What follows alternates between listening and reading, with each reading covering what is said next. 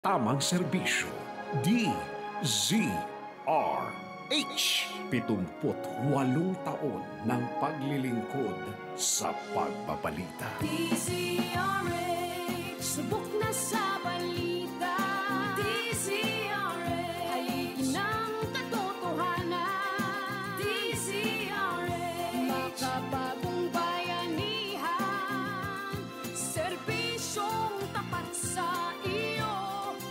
DZRH. Miyembro ng KBP, kapisanan ng mga broadcaster ng Pilipinas. Miss Malu, meron sana akong problemang isasangguni sa inyo. Sige, mag-usap tayo. Miss Malu, problemado talaga ako sa mga nangyayari sa akin sa trabaho. Mag-usap tayo. Mag-usap tayo, Miss Malu, ang programang tatalakay at magbibigay payo sa iba't ibang problemang pinagdadaanan mo.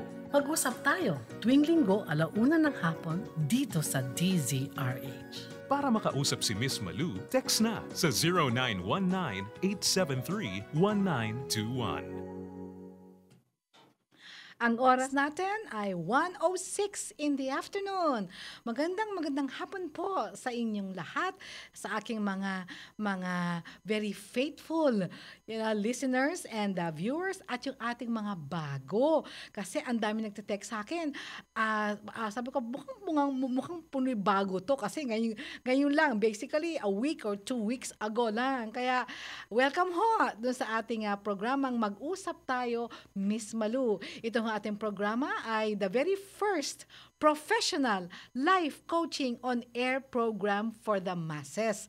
Okay, kung nagtataka ho kayo kung anong kaibahan namin ni DJ Share, okay, yung hugot-hugutan at ang aking programa ay yun nga po, first professional life coaching on-air program for the masses. Imbis na ho letter naman, tinetext ho ng ating mga listeners sa DZRH at ating viewers sa ating RHTV. Kaya live ho tayo, RHTV, sa aking private hotline, ang kanilang mga common life problems. Meaning, problema ng mag-asawa, yung matitindi ho, problema ng mga magulang. You talk about parenting, parenting problems. You talk about marriage problems. You talk about relationship problems. Yung mga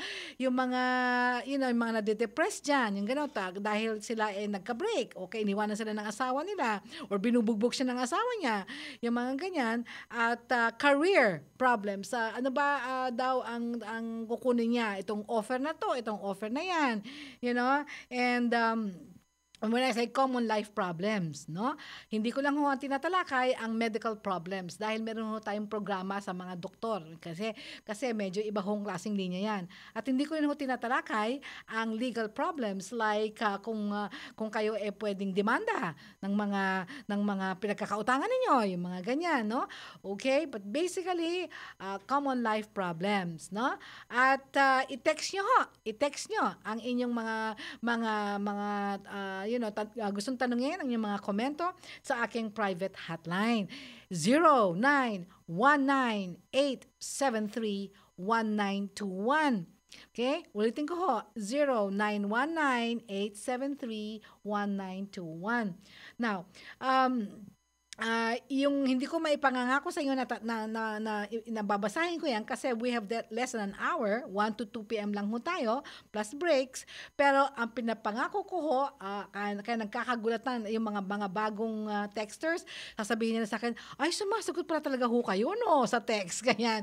So, kapag very personal, dinediretso ko ang sagot, Pero may mga, mamaya, didiscussing ko in a little while, meron akong mga texts na tinatalakay ko sa programa live because we are live sa DZRH TV at RHTV, we're live, and we're also live sa digital media. So pasok ko kayo sa DZRH news.television, tapos pwede naman sa FB, Facebook, type niyo lang yan, lalabas ako dyan, live streaming. So summer na summer ang aking suot ngayon. At pwede din naman ho sa YouTube, DZRH News Television din ho. That television ang pasok. Now, ang aking mga kamag-anak, mas gusto nila internet.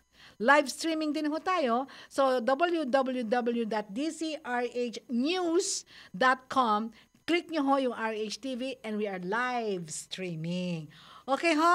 So, at maraming salamat at dahil sa pakikinig ninyo at sa panonood ninyo na maintain ho ang pagka number 1 top rating ho ang ating programa on its time slot. Ayan. Okay, may nag-text sa akin kanina si Marley, may nag-text sa akin gusto kasi daw na-discover daw niya ako, ang programa at ako last December lang. Okay? So gusto niya malaman kano katagal na ako sa programa at meron pa siyang gustong malaman ano daw ang edad ko. At tiga saan daw ako kasi nga ito alam to ng mga kasi sinasabi ko alam niyo naman yan alam niyo naman yun. Kung tataka siya bakit hindi ko alam. Kaya pala bago lang siya o kaya sinagot ko siya at baka kayo din ganon. So yung sagot ko sa kanya is sasabihin ko na rin sa'yo, no? Okay? Nag-umpisa ako sa DZRH na 2012 pero hindi ho yung programa. Ang tawag ho sa akin doon resident life coach kasi Tuesday edition ho ng programa dati ni Ruth Abaw. Okay? Meron ho siyang programa every Tuesday ho, every day ho ang programa niya. Ang Tuesday edition ako. Kaya ganito din ho. Kaya lang siya yung host, siya ang nagdidesisyon kung ano ang babasahin niya on air pero impromptu ako. Impromptu sinasagot ko. Yun ho yun. That's 2012. After that, nawala ho yung programa. Starting 2013 hanggang ngayon, binigyan ho ako nitong programang ito. Yung mag-usap tayo, Miss Malu, sarili ko na hong programa yan. So, mag-usap tayo, Miss Malu, yan, 2013 up to now. Okay, ako ho ay ang mami ko, ang magulang ko, no. Ang mother ko from Malolos, Bulacan, ang father ko from Plaridel, Bulacan, pero ako pinanganak at lumaki dito sa Manila. Okay ho. Ang edad ko, sabi nga nila, naku mismo, akala namin mga 48 years old ka lang. Kasi alam nila na ako ay senior na. Yan. Kasi nga, sinasabi nila, wala daw sa aking itsura ang aking edad. Kasi maraming salamat sa inyo. At sabi ng mga male, listeners, kasi daw sa boses ko, boses daw ng young woman. Well, yan ang mga gift ko from the Lord, okay? I don't look my age and I do not sound my age. Ayan, okay. It's 1:12 in the afternoon. Yung nakaraang 2 weeks natin, 2 Sundays natin, ang daming texters na sabi nakaka-relate daw sila. At ito yung tanong nila. Gusto nilang malaman, ano daw ba yung criteria or ano ulit yung love ko, panuntunan na ginagamit ko sa pag-pick. Kasi pinipili ko Kasi kung hindi ko pwedeng yung take upin ko yung 100 texts nyo kaya. Hindi ko pwede dahil isang or less than 1 year, 1 hour ho tayo. Ano daw ba ang ginagamit kong criteria or panuntunan na pagpili doon sa mga hundreds of texts na nare-receive ko kung ano ang i-analyze ko ng malalim at ano ang tatalakayin ko ng malalim sa programa. Okay? So, alam niyo ho, na-discuss ko na to sa programa noon pa kasi tinanong niya. Pero naiintindihan ko na ang dami natin bago. Katulad nga yung nag-text sa akin, na last December lang. So, uulitin ko ho para naman, you would know, no? Okay. Ito ho yung proseso na ginagamit. Abay, may proseso ho yan. Hindi ho basta, ay type ko to. Ay, hindi ko siya type. Hindi ho, lahat ng texts yung mahal ko. Lahat ho ng texts yung importante sa akin. Kaya lang ho, imposible, no? Kaya ito ho ang aking proseso. Every week ho, so bawat linggo, I go over. Talaga hong binabasa ko at ina-analyze ko lahat ng mga pumasok na texts sa akin. Okay? Lahat ho yan. Wala akong nilalagtawan. Okay? Now, pag binasa ko at inanalyze ko ho yan, ang ginagawa ko, yung second step, ay kumukuha ako ng common thread, yung common denominator. Ibig sabihin, miski na ho iba-iba ang mga kondisyones. Okay, isa 16 years old, isa 61, yung mga ganyan. Miski na iba-iba ho ang istorya ng buhay natin. Meron ho tayo nagkakapareho ng issue, nagkakapareho ng problema. Okay? At base ho sa frequency, ang ibig sabihin is gaano kadalas na natatanggap ko yun frequency, madalas. Ganun ang tanong, madalas. And according to quantity, ang ibig sabihin nun, gaano karami ang tao na ganito ang problema. Iba-iba nga ang edad nila, pero halos magkakahawig ang kanilang, yung common na issue. Ngayon, kapag yan umabot ng 50%, then take up ko. Sinasabi ko na, okay, I will take this up next Sunday, ganyan-ganyan. Now, kung isa lang naman ang tungkol sa ganun, ay hindi ko na ho take up yun, dediretsuhin ko na lang ang sagot sa inyo. Ang katwiran ko, kung 50% ho yan, kung palagay nyo na 50%, 100, mga 30 or 40, or even 50 texts na pare-pareho ang tema, isang beses ko na lang ho kung sasagutin niya. Marami pa ho ang makikinabang. In fact, sabi nga nila, mabuti nga daw na tinake up ko yun kasi hindi na siya magte-text sa akin dahil nasagot nila ang itatanong na sana nila. O hindi ho ba? Diba very, very efficient yan. Okay? So, I choose, okay, out of that, I choose the top 6 na common, na pare-pareho. Tapos, i-divide ko ho yan sa 3 kaso or 3, kasi malaliman ho ito, hindi ho pwedeng, ganito gawin mo, blah, blah, blah, blah. Hindi ho gano'n, no? Yun ho ang pagkakaiba kasi professional life coach ho ako. I'm a certified Gestalt life coach. Kaya matindi hong pag-aaral ang kailangan dito dahil hindi lang ho surface. Pag sabing surface, ito lang nakikita, marami ho yan. Makikita nyo sa mga comments nila, no? Okay, kaya mga 3 or 4 depende on a per week basis. Kaya makikita nyo, hindi man natatapos. Sasabi, next week, ganyan. Bago na naman ako magkuha. Kaya kung tawagin yan nasa pipeline yan. So, na pipeline, alam ko na kung ano yan kasi continue. Kaya nga sabi nga nila, alam mo, Miss Malu, pwede ka na mag-produce ng pelikula sa dami ng mga, oo nga ang buhay talaga, pampelikula, no? Okay. So, which means, eto na. Which means, kapag nakatakam kayo ng text sa akin na sinasabi, makinig ka sa darating na linggo, makinig ka dahil tatalakayin ko yung iyong problema. Pag sinabi ko yon, tiyak yon tatalakayin ko. Kaya, alright? Kaya, you better listen kasi, pag na-miss mo yon, sa bagay, hindi ko pwedeng sabihin nila, ay, na-miss ko, Miss Malu, paki-text niyo ho. Naku, hasaksakan ng haba yung paano kita-text, pero meron pa rin ho kayong pagkakataon. Ano yun?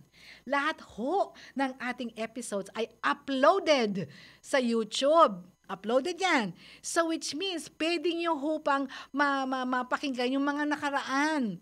So, paano yun? Pumasok ko kayo, type nyo sa YouTube. Mag-usap tayo, Miss Malu. Doon, mamili na kayo kung anong date yun. At doon, makikita nyo ulit, marinig nyo ulit. Ang dami hong, sabi nga nila, maski daw ho, nakikinig sa akin every Sunday. Okay? Dahil sa dami daw ng natutunan nila, magda-download pa rin sila. Okay? At tsaka sila magte-take ng notes. Ayan siya. Diba? Kaya, sumasama kaya pag minsan, kaya alam ko minsan, katatapos ko lang i-discuss, basta sabihin sa akin, uulitin. Kaya ang sasabihin ko sa kanila, nakinig ka ba last Sunday? Dahil sinabi ko na yan, diniscuss ko na yan. At, tapos, sasagot na ganito. Nasa labas po kasi ako kaya hindi ko napakinggan. Pwede ho bang i-text nyo? Hindi ko yan i-text. Okay? Kasi, yung promise ko, nagampanan ko. Yung parte ninyo na makinig, hindi niyo ho nagampanan. Kaya, hindi ko ho i-text kasi mahaba i-upload nyo na lang ho, i-download nyo na lang ho yung episode, ano? Okay?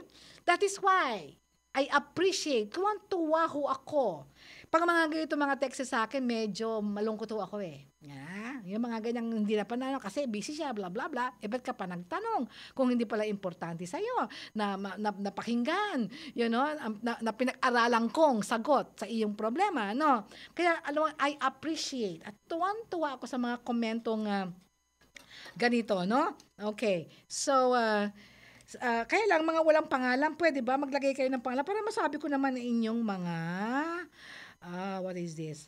Ang inyong mga pangalan, ano? Okay, meron lang kasi akong hinahanap eh. Blah blah blah blah. Okay, ito. Alright. Okay. Wala, okay. Akala ko, alright. Ano ito? 37, ito pala. Okay. Ito siya. Okay. Sabi niya, good PM. Nakita ko na. Si Marilyn pala. Okay, siya. Miss Malu, Marilyn, thank you. Okay, good PM po. Reaction lang po sa advice ninyo kay Ma'am Aida nung Sunday. It means nakinig siya. Ha? Tama po kayo eh. Yung mga tao na natulungan ninyo, huwag pong asahan na tutulong din sa inyo. Pag kayo naman ang may need. Tingnan mo, yan po ang big mistake ko. Nakarelate siya. Yan po ang big mistake ko. Akala ko po, yung mga tao na help ko noong up po kabuhayan ko, siya help din sa akin pag down po ako. Di po pala ganun yon. Di ba? Scientific, hindi ganon. Nakakasakit pa ng loob kasi parang wala kang naitulong sa kanila. Kaya yung advice ninyo po ay perfect.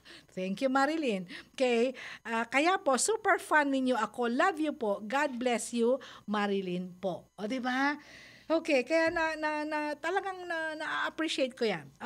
Sabi ni 8390, pag mas malaki ang gastos kesa kita ay tiyak lugi ang negosyo. Kasi ang tinake up ko naman, bakit daw nalulugi ang negosyo niya? Okay. Sa kasamaang pa yan, hindi siya kinig. Okay, mabuti pa si 8390. Sabi naman ni 9625, pasensya na kayo, wala kayong pangalan eh. It is not advisable to lend to relatives. English eh. Sabi niya, hindi ho daw advisable, okay, na magpautang ka sa inyong mga kamag-anak. Because you cannot sue them. Sue means demanda. Okay? If they don't pay. Gusto kong sagutin ito, iha. Okay? Or iho for that matter. Pwede mo silang idemanda. Pwede. Okay? Now, ang decision mo ay gusto mo ba silang demanda? Yun ang dito. Pwede. Just because they're relatives, hindi ba pwedeng demanda? Siguro ang ibig mong sabihin will be, okay, ayoko silang demanda, pero pwede. Now, I will tell you why. Pero it's 1:23 in the afternoon. Okay? 1:23. Huwag po kayong aalis dyan. Babalik po si Miss Malu Cervantes, ang inyong life coach ng Bayan. Hatid sa inyo ng Pride Detergent, celebrating 40 years of cleaning excellence. If you want to keep up with Ballet Manila's schedule of activities or know more about your favorite dancers on and off stage, check out the Ballet Manila website at www.balletmanila.com.ph. You can also follow us on Facebook and on Twitter at Ballet Manila for up-to-date news on shows and events. For the latest on prima ballerina Lisa Makuha Elizalde, check out her website at www.lisamakuha.com. Visit her official Facebook page or follow her on Twitter at Lisa Makuha.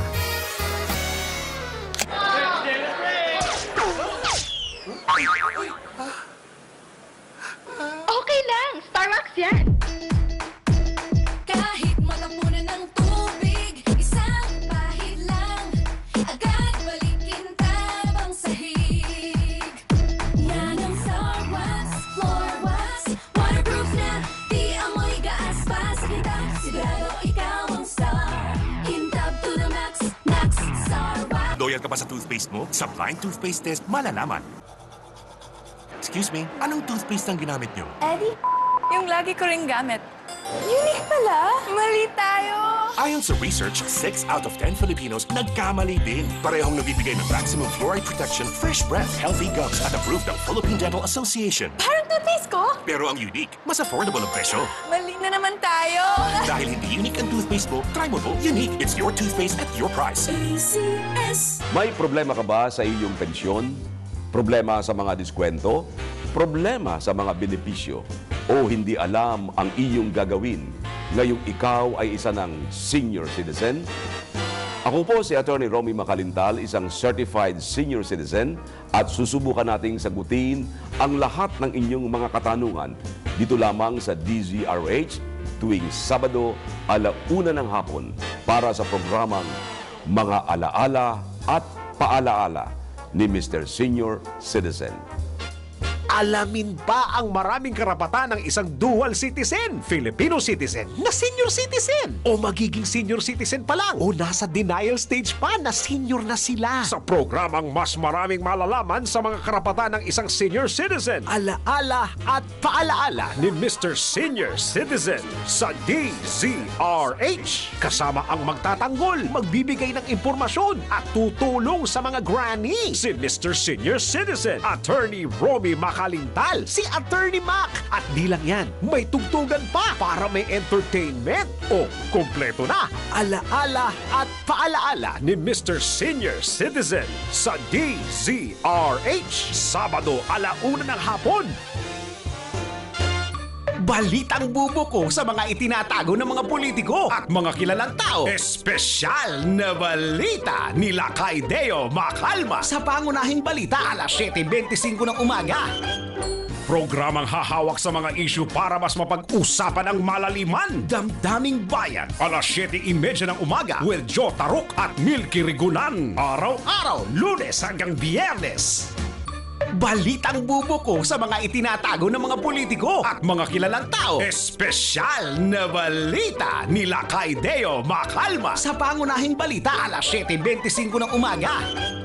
Hindi porke balita, seryoso usapan. Pwede namang magaan. Issue ni Lakay Deo. Si Miss Malu Cervantes, ang inyong life coach ng bayan. It's 1:27 in the afternoon. Okay, balikan natin yon. Okay? Sabi niya, because you cannot sue them, you can sue them. Pwede mo silang idemanda. Okay? Miskin na sila ay relative. Basta lang, kailangan lang, meron kang dokumento or pruweba na sila ay may pagkakautang sa'yo at sila ay pumayag na magbabayad. Hindi naman kailangan na napakatinding legal kontrata na 10 pages, pahina. Pwede ng miskin ng grade school paper na nakalagay IOU. May IOU yan na ako ay tumanggap ng 10,000 piso na babayaran ko sa ganyan. IOU na yon. Pwede mong gamitin yon, no? Pero ang issue doon would be kaya ba natin gawin yon? Ang ibig sabihin, kasi kaya ba natin gawin yon o gagawin natin? Kasi tiyak, ang taas ng probabilidad na masisira ang relasyon ng pamilya. Magkakasiraan kayo talaga. So, talaga you will choose between ano bang gusto nyo, gusto mo masira ang inyong relasyon, go right ahead. Meron kang right. Ano ba yung right? Karapatan. Pero kung mas matimbang sa'yo, ang pamilya would be, edi hayaan mo na lang. Diba? Pagbigyan mo na lang, hayaan mo na lang yan. Desisyonan mo yan. Pero, yung mga taong ganito, mga kamag-anak na ganito, na hindi nagbabayad o ayaw magbayad o hindi marunong magbayad at walang kakayahan magbayad, okay, of course, pinatawad mo na sila, pero hindi mo dapat silang pautangin ulit. I will repeat, hindi mo dapat, the word is dapat, okay, pautangin sila ulit. Bakit? Dahil, okay, ito ang ginagawa mo sa kanila. Hindi mo sila tinutulungan kung hindi ginagawa mo silang irresponsable. Ang tawag dyan, sa aming pagkakadalubhasa, ang tawag dyan is enabling. You are being an enabler. Sabihin, tinetrain mo yung mga taong ganito na maging irresponsable. So, hindi mo sila natutulungan. Okay, kasi,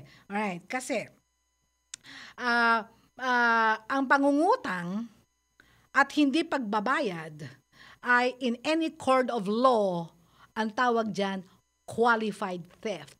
Para rin, qualified theft. Ang sabihin, hindi mo sila ninakawan nang hindi nila alam. Okay? Parang ikaw ay nagnakaw sa bahay nila, pinasok mo. Okay. Kung hindi qualified, kasi binigyan ka nila ng tiwala. Okay? Para di mo nang ninakaw ang hindi sa'yo. Okay? Relatives or not. Okay? So, ayan. Hindi ko talaga pinalampas yan, love ko. Kaya today, I will discuss my answers, to these concerns. Okay, tapos na yun. Kasi that's the second case last week eh. Alright. So, ano yung mga yon?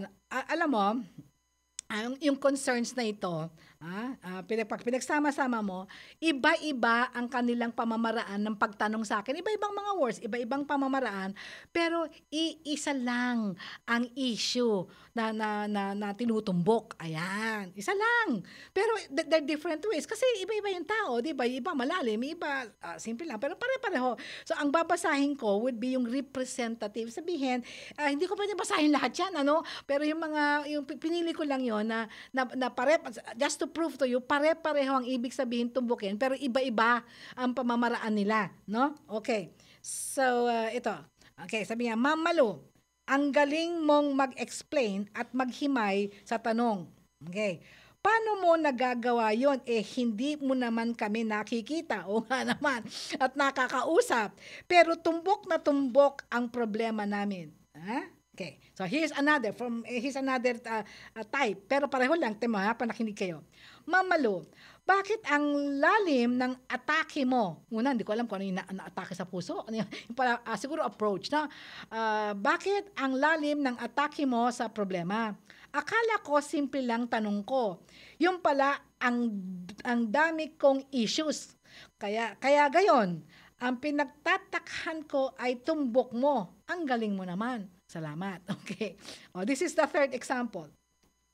Mama Lu, paano mo nakikita ang talagang problema ng listeners mo? Siguro, hindi lahat ng klaseng problema ng bayan na idinudulog sa'yo. Kaya tawag sa akin, life coach ng bayan eh. Okay, problema daw ng bayan ay personal mong na-experience. Kagaya ng asawang adik. Oo nga naman, hindi naman adik ang love ko. Okay, ginugulpi ng asawa. Ay naku hindi ako ginugulpi. Maltrato ng biyanan. Naku Okay. Alam naman ng ating listeners before, no? Okay, that I love my mother-in-law so much dahil maltrato ng biyanan dahil di magkaanak. Ayan. Oo nga naman, tinalakay ko yun eh. Pero tama at makahulugan ang sagot mo. Kaya hangang-hanga ako sa'yo. Paano maging katulad mo? Ayan, paano maging katulad mo? Ayan. Yan ang ating tatalakayin. No? Kasi sa dami nito, kailangan ko nang sagutin. Alright? Okay. Alright, ang unang dito will be ang susi sa abilidad na sinasabi nyo na nagagawa ko, okay? In all your statements, ang susi, the key is what we call critical thinking skills. Alam mo, pasensya na kayo hindi ko pwedeng Tagalogin ito kasi talaga yun ang term nun critical thinking skills. Ang ibig sabihin, yung pamamaraan ng pag-iisip, yun na lang, na logical. Logical, hindi yung kung saan pumupunta, no? Logical at scientific way. So, English kasi, English na muna natin. Logical and scientific way of processing the information, okay, processing information so you can have a right conclusion. Sabihin, yung pamamaraan, paano pinagdidikit-dikit, paano processing is paano mo pinag-iisipan at pinagdidikit-dikit mo ang mga nangyayari sa buhay nila para makakuha ka ng maayos na konklusyon at solusyon. Ayun siya. That's the best I can do, no? It's very difficult to explain in Tagalog. Kaya ito ang naisip ko. Tandaan nyo, trainer din ako. Okay. Kaya yung napaka-complex, komplikadong konsepto, okay, nasisimplihan ko. Okay. So, para ko ma-explain sa inyo to kung paano ma-develop ang critical thinking skills ay take upin ko sa inyo yung tinatawag natin 4 levels of thinking. Sabihin, 4 na level kung paano dapat mag-isip. Ay, hindi pala dapat. Anong level? 4 levels kung paano mag-isip at nasa ang level yon, 4 levels, no? Yung critical thinking skills, yung abilidad na sinasabi nyo, meron ako, na nakikita ko lahat yon, miskin na hindi ko alam ang buong istorya ng buhay nyo, natutumbo ko, nasa level 3 yon, yung critical thinking skills. At yung nagagawa ko as a life coach, nasa level 4. Ayun. So, kailangan kong discussin sa inyo yung levels 1. Ano yon? Paano ka pupunta sa level 2? Paano ka pupunta sa level 3? Paano ka mapupunta sa level 4? Okay? So, parang ano yan, nag-aaral, di ba? From grade 1 to grade 12. Para ka mapunta sa grade 3, kaya daanan mo ang grade 1. At hindi ka dapat ma-stuck sa grade 1. Paano kung hindi ka makapunta ng grade 3 kasi hindi ka makapasa ng grade 1. O, di ba?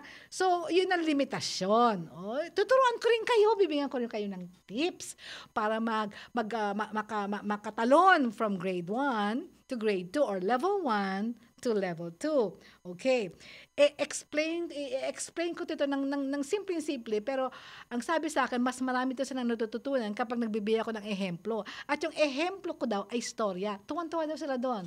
Okay, because that's really how it is, to teach people. At yung ehemplong bibigay ko sa inyo, or yung story na bibigay ko sa inyo, kukuhanin ko rin doon sa mga text senders ko. O di ba, ang tawag diyan, 2 birds with 1 stone. Naturuan ko pa kayo, nasagot ko pa ang tanong ng mga texters. Okay? Sige. Umpisa na natin, ha? Alright. Level 1 thinking. Level 1. So, lahat ng tao nag-uumpisa sa level 1. Huwag niyong sabihin sa akin na pinanganak kayo, level 4 kagad kayo. Hello? Okay? Level 1, lahat ng tao. Ang tawag dun sa level 1 thinking ay not thinking independent. Sabihin, ito yung level 1 ng pag-iisip, hindi nag-iisip ng pansarili. So, palagi na lang ang kanilang isip ay naniniwala na lang sila sa mga naririnig nila. Level 1 yon. Sabihin, hindi na sila nag-iisip ko ano yung narinig nila, yun ang paniniwalaan nila. Okay. Hindi na ina-analyze. Yung sinabi nung kapitbahay ko, tama. Yung bang sinabi yung letter sender, tama. Hindi na, basta sabi kasi, ni radyo ayan, binasa di ba? Tama ba yon? Ang tawag doon, hindi na ina-analyze, hindi na pinoprocess. Basta narinig, sabi ni ganon, nabasa ko, sabi sa TV, sabi ganon, yon, totoo yon. Nako, pero lahat ng tao nag-uumpisa doon. Okay? Kasi hindi naman tayo lahat kaagad nagde-develop, no? Okay. So, kailangan, yan lang ha, kailangan, unang-una, para hindi delikado yan, kasi sunod, hindi naman pala scientific yun, di lalo na disgrasya. Sisiguraduhin nyo lang na tama ang, merong, kumbaga, ang tawag doon, yung reliable source, okay, ng informasyon. Okay, kaya alam mo ngayon, pinag-aaralan ko to, okay, ang dami pinag-aaralan ng Facebook, love ko, Facebook and the internet, that ang dami-dami daw fake news. Fake news. Imagine mo, akala mo news na no? Diba ito yung balita? Fake pala.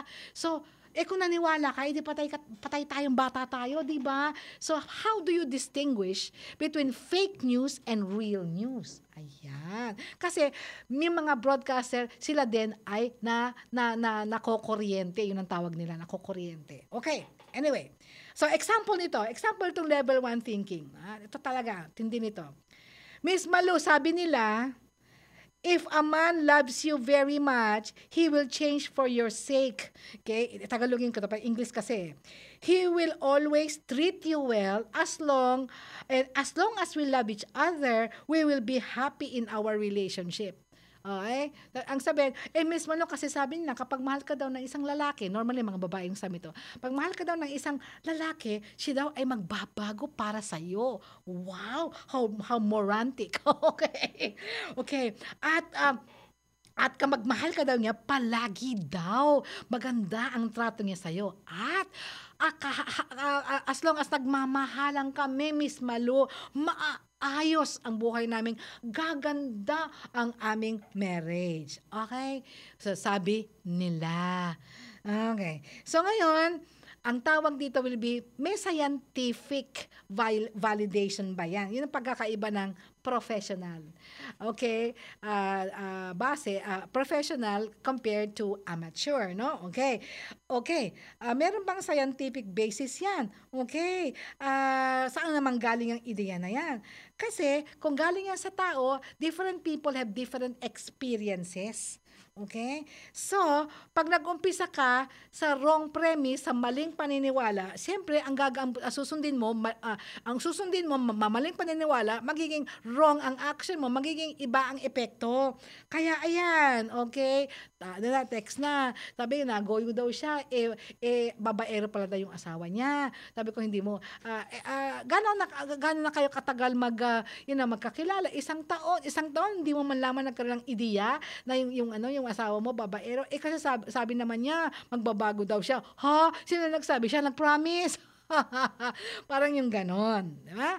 Okay. So, kailangan mag-level up tayo, ha? Okay. Kailangan mag-level 2 thinking tayo. Kailangan level up. I-develop niya yun. Ano naman yung level 2 thinking? At least yung level 2, black and white thinking. Ang ibig sabihin, nag-iisip nga. Dati kasi yung level 1, hindi nag-iisip, naniniwala lang sa sabi-sabi. Yung level 2, nag-iisip na siya, maganda. Ang problema, black and white. Ang ibig sabihin, ang gusto niya lang isipin, ang gusto lang niyang paniwalaan, miski na nakikinig siya, nag-ano siya, pero meron na siyang desisyon. Okay, papaniwalaan lang niya ang gusto niyang paniwalaan at makikinig lang siya, okay, sa gusto niyang marinig. Kapag hindi nga gusto ang narinig niya at hindi ugma doon sa gusto niyang marinig, etche puwera na. So, nagiging one-sided siya. Yan ang level 2. Okay? Alright. It's 141 ulit. No, wag ko kayong aalis dyan. Babalik ko si Miss Malu Cervantes, ang inyong life coach ng bayan, after a few minutes. Di biro maging nurse, dapat marunong sa sakit at marunong ding mag-alaga. Yun bang may malasakit? Kaya pagdating sa bath soap, hanap ko, tulad ko, lalo't may pamilya ako. Kaya ang gamit ko, Shield Bath Soap. Galit ito sa sakit na dulot ng germs. May antibacterial na pareho ng sa leading brand. At may malasakit sa skin dahil may Shea Butter Moisturizer. May malasakit din sa budget dahil super affordable. Kaya naman approved ito ng Philippine Nurses Association. Shield, galit sa sakit, may malasakit. ACS.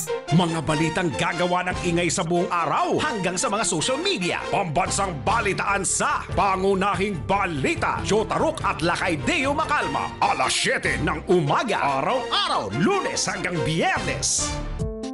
Kaanda. Kaanda. Kaanda. Ang paglalaba, nakukuha yan sa Gaanda. Pinagagaan at pinagaganda ng Pride. May dagdag alaga ng fabric conditioner, nililinis, pinababango, pinalalambot, inaalagaan ang kulay ng damit para gaanda ang pamilya. Ang ganda ko! Pride with fabric conditioner.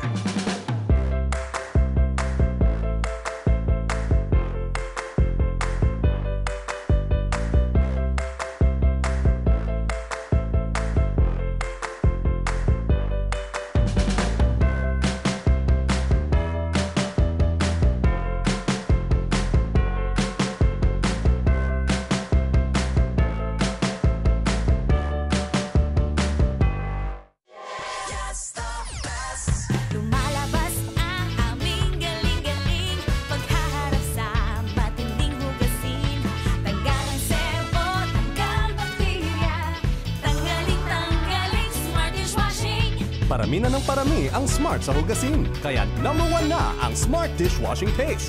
May double tanggaling formula. Tanggal galing ang sebo, tanggal galing ang bacteria.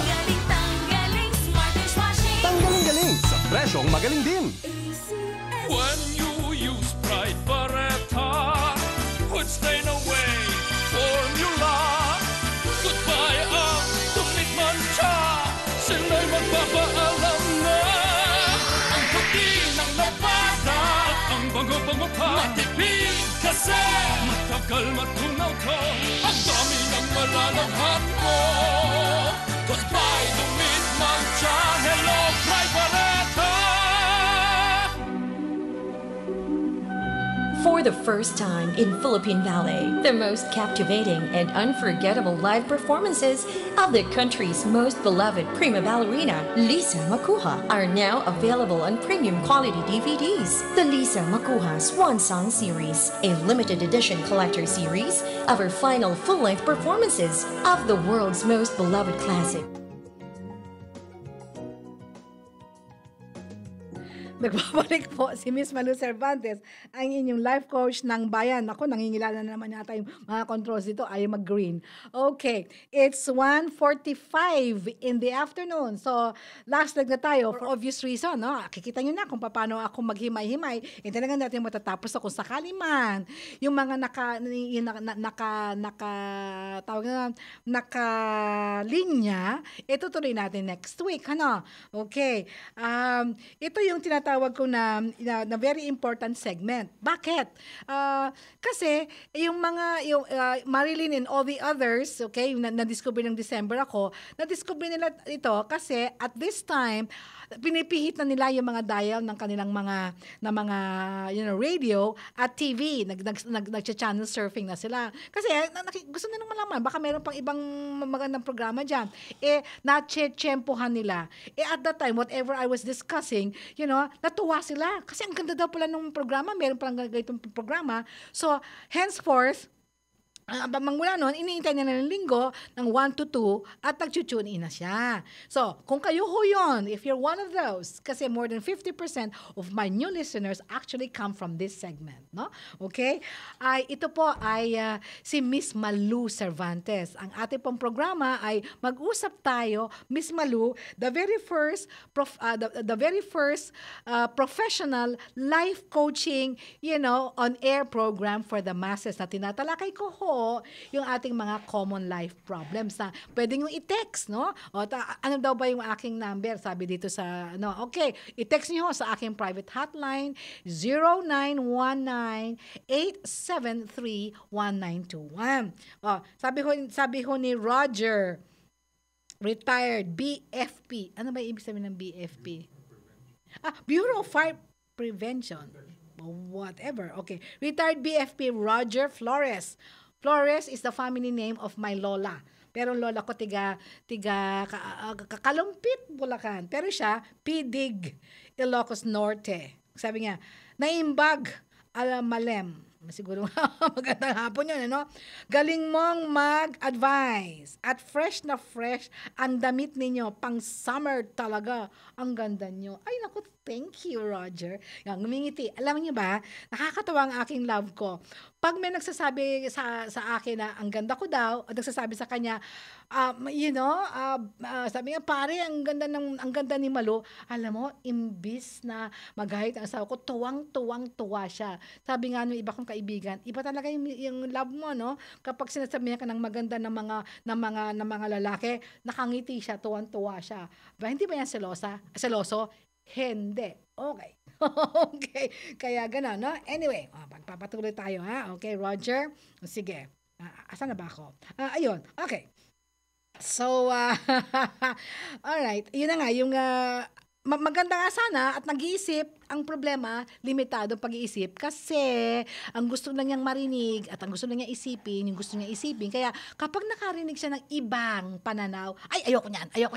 Kasi hindi tama yan. Bakit hindi tama? Kasi hindi nagmamatch sa gusto niyang, isipin. So, napaka one-sided niya. Ito yung tinatawag sa Tagalog na makitid ang utak. Ayon siya. Okay. So, i-give ko kayo ng example, no? Ang pinaka-common na problem, okay, na tinetext sa akin, ganito. Kapag si babae ang nag-text, ang problema palagi yung asawa niya, si husband. Whatever it is. Okay, hindi sila magkasundo dahil yung asawa niya ganito. Kung si wife ang nagte-text sa akin, si babae, si lalaki ang nakafocus siya. Itong ginagawa. So, ang may problema talaga si lalaki. O, kung vice versa, kapag si lalaki naman na nag-text sa akin, lahat ng kamalian doon sa kanyang wife. Okay? And vice versa. Tatay, nanay, yung anak ang may diferensya, si anak ang may diferensya, si nanay. Okay, as si parents. Okay? For them, ang solusyon nila ay ganito.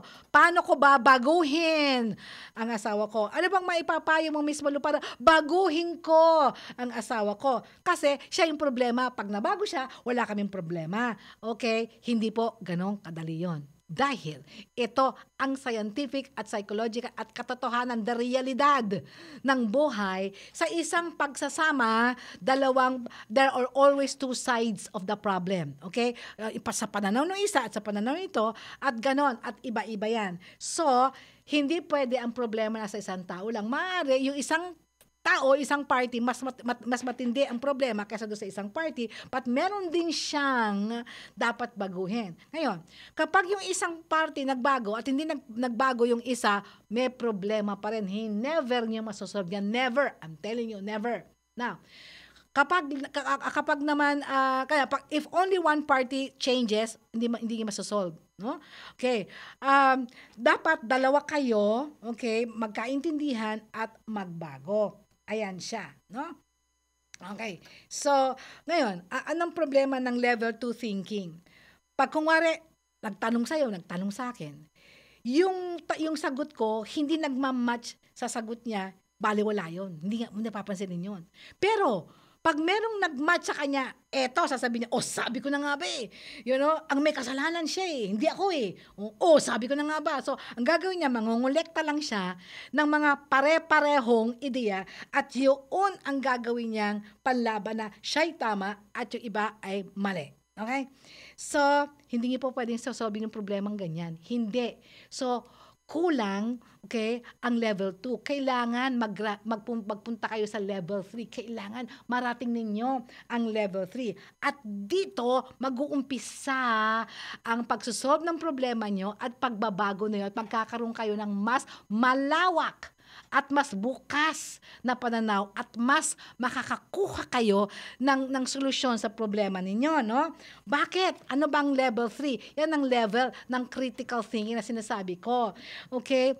Nakikita nyo ang aspeto, nakikita nyo ang isang issue o problema sa more than one dimension. Ang sabihin, nakikita nyo ang maraming anggulo, okay, ng isang problema. Hindi lang isang anggulo like level 2. At least yung level 2 may anggulo na. Yung level 1 wala siyang anggulo, wala siyang kaalam-alam. Basta kung ano sabi ng iba, yun.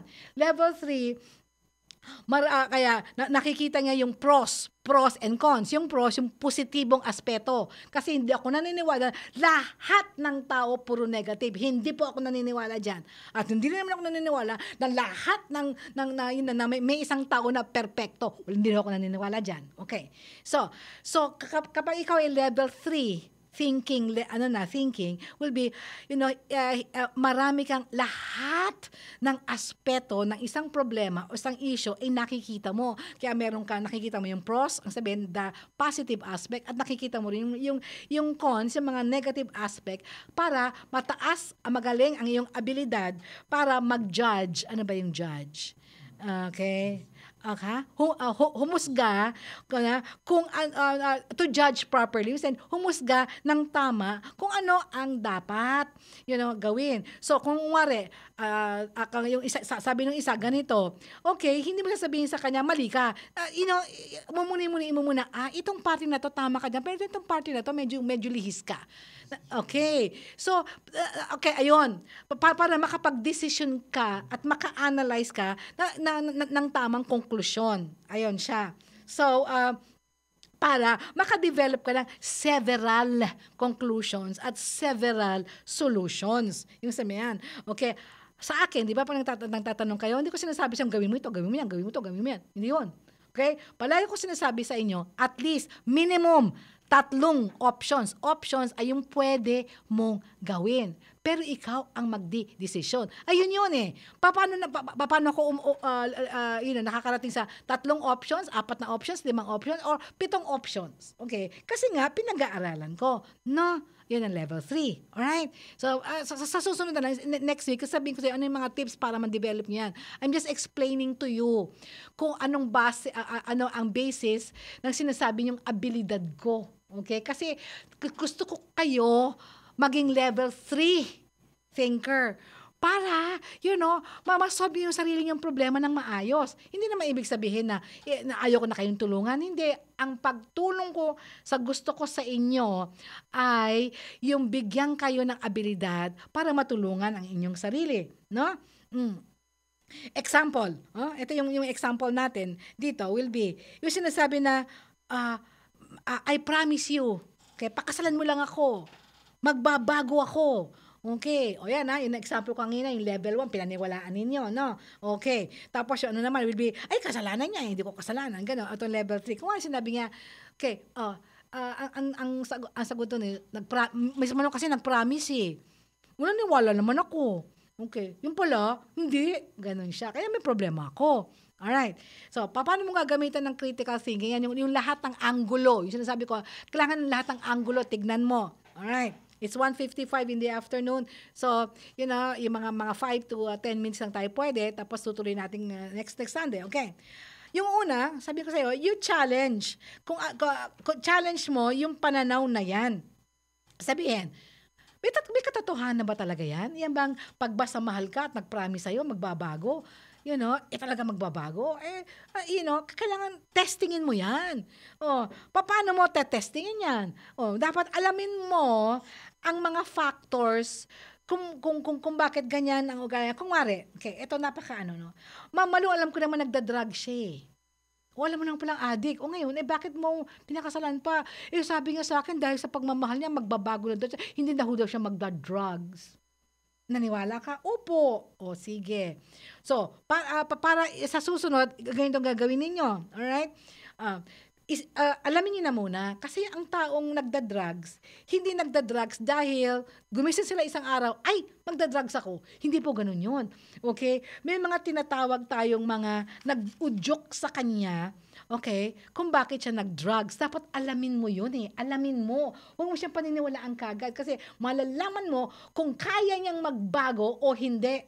Yan ang critical thinking. Una, okay, yung isa na nalaman namin, yung tatay niya nagda-drugs. Abay, lumaki siya sa household na nagdodroga. Sa kanya, normal yun. Okay? Yung isa naman would be, mahina ang loob niya. Kaya, to cope, sabihin, para makaharap siya sa pagsubok ng buhay, nagda-drug siya. Alright? So, yun yung ibig sabihin nun. Pero, mabait naman daw eh. Mabait, pero mahinang loob. Kaya, ginagamit niya ang droga para lumakas ang loob at para mabuhay. Patay kang bata dyan. Okay. Yung isa walang trabaho. Okay. Walang trabaho, nag-drugs. Mismo na bakit ganon? Wala siyang trabaho. Bakit? Kasi hindi niya natapos, elementary man lamang, hindi siya natapos dahil nagbulakbol siya. Ngayon, hindi siya natatapos, so hindi siya makakuha ng mahusay na trabaho at pang matagal na trabaho at mataas ang kita. So, nade-depress siya. O, di nagdroga.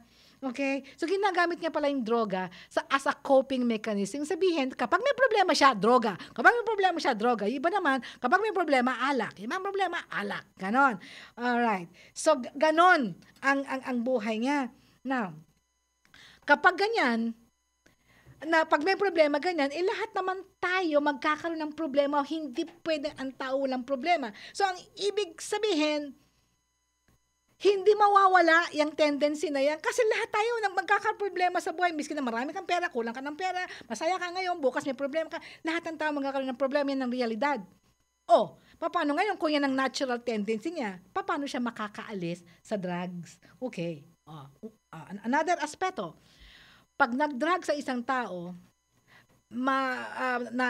na-aapekto ng yung brains, ng utak. May apekto na yan. Ang tawag namin dyan, impairment. Sabi na impairment, hindi na maayos ang pag-iisip. Hindi na kaya. Kasi yung mismong utak na naapektuhan na, nasisira na. Okay? Yung iba kanya pinarehab. 100 times. We have a friend. 100 times. Rehab sa States pa kasi mayaman eh. Ganun pa rin. Diba? Okay. The thing there is meron ng limitasyon. So, ang tanong dyan will be, kung miskin na ba gustuhin niya, makakaya ba niya? Yan. Now, ano ang posibleng mangyari kapag pinakasalan mo yan at nagkaroon kayo ng anak, isipin mo na lang, iha. Yun, kung naisip mo yun, yung kalagayan ninyo ngayon, ayan ang ano. Alright?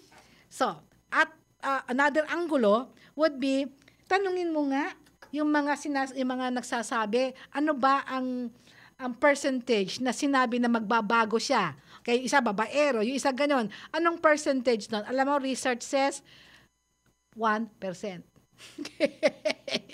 So, sabihin mo, yung sa akin 1% talaga, no? Sabihin, ang posibilidad na magbago siya is almost zero. Okay? So, alam mo na dapat ang decision mo, papakasalan mo ba siya o hindi? Kasi lalaking problema mo kung ginamitan mo siya ng critical thinking. Alam mo na. Alright? Yun ang sinasabi ko. Kaya sinabi mo, bakit mo alam, Miss Malo? Kasi, ano na yan, trend na yan, trend. Yun ang sinasabi. Ito, posibleng, okay, ganito yan ha, hindi pa mangyayari, bibigyan na kita ng prediction. Pero hindi ako manghuhula ha, hindi ako gumagamit ng crystal ball. Gumagamit lang ako ng tinatawag na logical thinking. Yan. Alright, anyway. Okay. Pareho din yan. Like, yung ito, dadagdagan ko pa, pero natin, mabilisan. Okay? So, ito yung money issues. May nag-text sa akin dito will be, yun daw, masama daw ba yung kasi nag-usap daw sila mag-boyfriend. Tuwan-tuwa ako dito sa babaeng ito. Hindi ko na lang babasahin yung kanyang kasi wala tayong panahon. Okay. Pero ito, sabi niya, nag-usap sila ng boyfriend nila at may serious na ata sila magpapakasal. Tinanong daw niya, ano ba ang pananaw mo sa pera? Paghawak ng pera. Kasagot-sagot ng boyfriend niya, sa akin, 50% ng kita ko, sa akin yun, hindi ko bibigay sa'yo. 50% na ang bibigay ko sa'yo. Medyo nalungkot daw siya. Kasi bakit daw ganun mag-isip yung asawa niya? Tama daw ba na dapat niyang alamin na paano mag-isip yung mapapangasawa niya, paano mag-handle paano sa kanya ang hawak ng pera bago sila magpakasal? Alam mo, iha, sinagot ko na to sinagot ko na. Okay, sabi ko, yan ang level 3 thinking. Kung nakikinig ka, tama yan. Kasi according to research, okay, ang number 1 reason sa states ng divorce at sa Pilipinas, pagkakagulo ng mag-asawa, pera. Alright. Hindi ito question ng marami or konti. Kasi yung pera, tandaan nyo, pag kayong mag-asawa, sila laki lang ang kumikita, conjugal po yan. Joint, conjugal. Okay? So, hindi mo pwede, akin to, dahil bahala ka sa buhay mo, hindi pwedeng ganon. O kaya, 50% sa akin, huwag mo akong tatanungin kung sa kung gagawin yun, okay, gagamitin, at ganon. Hindi, pinag-uusapan ng mag-asawa yan, nagbabudget yan, nagsisave yan, kasi conjugal yan. Now, ang tanong dito will be, isipin mo na lang, iha, okay, ganyan bang klase ng asawa? Kung sa'yo, medyo kadiskumpiyado ka, mag-isip-isip ka na. Kasi money is the top problem ng mga breakdown of marriages, the handling of money, and the philosophy of money, and the value towards money. Yan siya. Okay? Tsaka mali yun Yung eto 50% sa akin, 50% sa panggastos dito. Kung ang gusto mo, 50% itago sa savings, okay yun. Na, yung 50% hindi natin gagalawin. Pero dapat nagkakaalaman kayo. Alright? Hindi yung gano'n. Now, pwede naman din yung pag-usapan kung sino mag-handle ng money. Because experience ko will be, sa mami ko, dati, malaki na ako noon, binibigay lahat ng daddy ko sa mami ko. Okay? Nagkakaproblema ang mami ko sa budgeting kasi hindi nga yun ang strength niya. Hindi siya mahusay doon. Finally, sabi ng mami ko, nako, ikaw na lang ang mag-budget. Huwag mo nabigay sa akin, bayaran mo na lang lahat. Para wala na tayong problema. O di, yung maluwalhating ibinigay sa daddy ko at si daddy ko na nag-handle, hindi ko na binibigay sa kanya. May trabaho si mami ko. Sabi ng daddy ko, sige, ako lahat, gastos.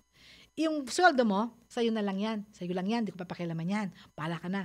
Sabi ko, ang sarap nun Okay. Kaya si mami ko naman, hindi naman siya, sabi niya, sige, daddy yung tawag niya sa daddy ko Okay?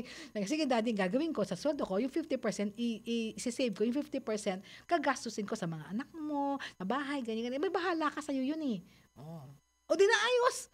Diba? Pero pinag-uusapan ng open. Ano ba yung open? Bukas. Okay? At walang sinisikreto yung daddy ko. Sabi ng mami ko, daddy, meron na tayong savings sa ganito. Ganyan. Okay, oh daddy, ang anak mo, kinailangan to. Lahat ng sweldo ko, nabili ko ng gamit, especially pag mag-enroll na. Kaya sinasabi ko lang sa'yo, sasabihin ng daddy ko, kulang pa ba? Hindi na. Ganyan. Yung bang open yan di walang away. Walang away sa pera. Ganyan ang sinasabi kong logical, level 3 thinking. At yung level 4 naman, ito yung thinking na multiple dimension na. Okay? Multiple. Marami na yan. At saka, connecting the dots. Ang ibig sabihin ng connecting the dots would be maraming informasyon kaya pa na pagdugtong-dugtungin para makakita ng big picture. Nandyan na ako. Okay? Kaya yung sinasabi yung hindi ko kayo nakakausap, nagte-text lang tayo, 5 questions lang ang tinanong ko sa iyo, natumbo ko na. Kasi ang tawag dyan is connecting the dots because of the wide range of experience. Saka tinatawag doon is nakakakuha na ako ng pattern. Lahat ng buhay ng tao may pattern. Miski iba-iba ang sitwasyon. Kukuhanin ko lang yung pattern na yon at makakakita na ako ng, maipoproject ko na kung anong po pwedeng mangyari. Okay? Now, siguro ang tanong ninyo will be, paano, Miss Malu, paano? Next week na yan. At saka yung promise ko din, is it Marilyn also, ano daw ba ang difference ng selos at walang tiwala? Sabi ko sa kanya, sasagutin ko sana yung araw na to. Pero napag-isip-isip ko, teka, malalim yan, malalim. Okay? Kaya, next week yan. Next week. Okay. It's 2:05 in the afternoon. Antabayanan nyo ho, ireklamo mo kay Greco. Muntik na ako sabi ko.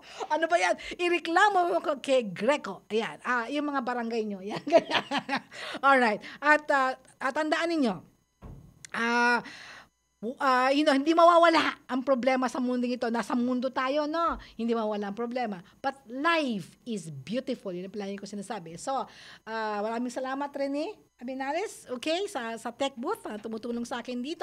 At si Ariel Tabangay, siya ho ang nag-upload ng ating episode para para sa inyo, para ma-download nyo at any time, no? Okay, so, namamaalam na po si Miss Malu Cervantes, ang inyong life coach ng bayan. Hanggang next week ho, ipagpapatuloy natin paano kayo maging critical thinker para marami kayong masolve na problema, no? At life is beautiful at maraming salamat sa inyong lahat at magandang hapon po sa inyong lahat. Mag-usap tayo, Miss Malu, ang programang tatalakay at magbibigay payo sa iba't ibang problemang pinagdadaanan mo. Mag-usap tayo tuwing Linggo 1:00 ng hapon dito sa DZRH.